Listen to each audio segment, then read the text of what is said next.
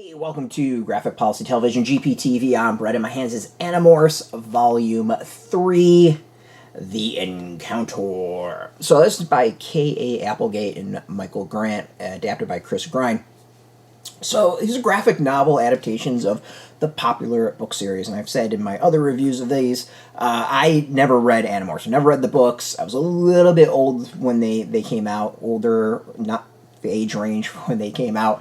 The thing I do remember about Animorphs is it came out around the same time as Beast Wars. For some reason, I conflated the two, and I always thought Animorphs was like the Wish version of Beast Wars. Like, don't know why, it always kind of stuck in my head. Couldn't tell you where that came from. So what we're doing is we're doing reviews of all the volumes. Volume 6 is out in early March. Obviously, you've done the first two volumes, and I've actually already reviewed Volume 5. So we're going back and reviewing all the previous stuff. And I have to say, like, the series is pretty solid. The short version is there's an alien invasion. It's kind of like these worms that go into people's heads and controls them, called the Controllers, and up against them are some kids who have been given the powers to morph into animals, but they have to touch the animals to be able to morph into them. The thing is though, they can only stay in animal form for like 2 hours. If they stay longer than 2 hours, they can't morph back. And so far, one of the kids has spent too long in his animal form, and now he's stuck as a hawk. So this volume is actually really about that kid. His name's Tobias. Tobias is, as I said, currently a hawk, and the volume's all about Tobias struggling with whether or not he is a hawk now, or is he human, or is he something that's like in between, both, whatever. It's an interesting volume. I mean, you kind of feel bad for Tobias. He was kind of set up as like the bad boy kid, and the one who really didn't have a family that cared about him. Like, he was that kid. And here, like, you get the sense that, like, he's struggling. He's having issues balancing the animal with the human aspects of him, and isn't quite sure what he is. And it's interesting. It really is interesting. Like, the thing I like about it is the small details of the series really focuses on the animals, but also really makes you kind of think about what the animals are focusing on, and that as he's flying around, he is, seeing mice. He's seeing these other small creatures that he should be hunting and eating. When the other kids turn into wolves, there's one who's constantly peeing on stuff, clearly marking territory. Like, it's a small detail where it's not just they're animals, whatever. They're animals, but they also have these tendencies of the animals. So it's slightly educational in some ways. There's other small little, like, factoids that come up every so often that I think are actually really intriguing and interesting.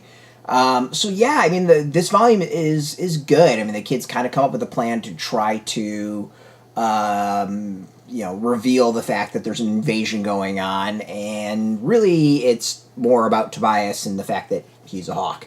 The art is pretty solid. It's very consistent in its look and execution.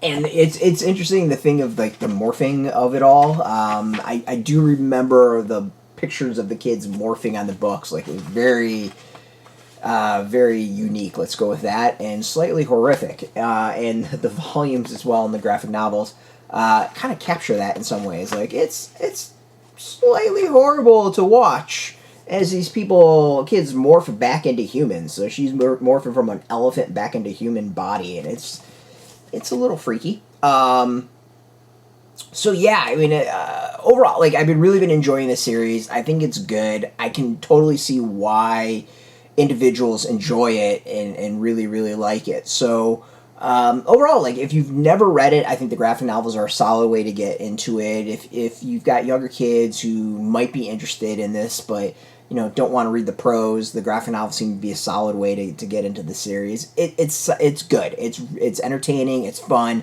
I like the concept. I like the kids versus aliens. There's something very, like, 1980s sci-fi action adventure for kids feel to it.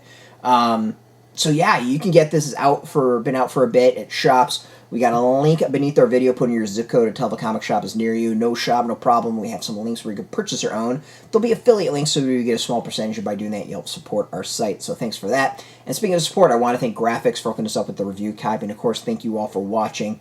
If you are into comics, if you're into graphic novels, check us out every day at graphicpolicy.com. We're on Twitter, Facebook, YouTube, Tumblr, Instagram, TikTok, Mastodon, Threads, Blue Sky, all at Graphic Policy, keeping it nice and consistent. So until next time, keep reading those comics and keep it geeky.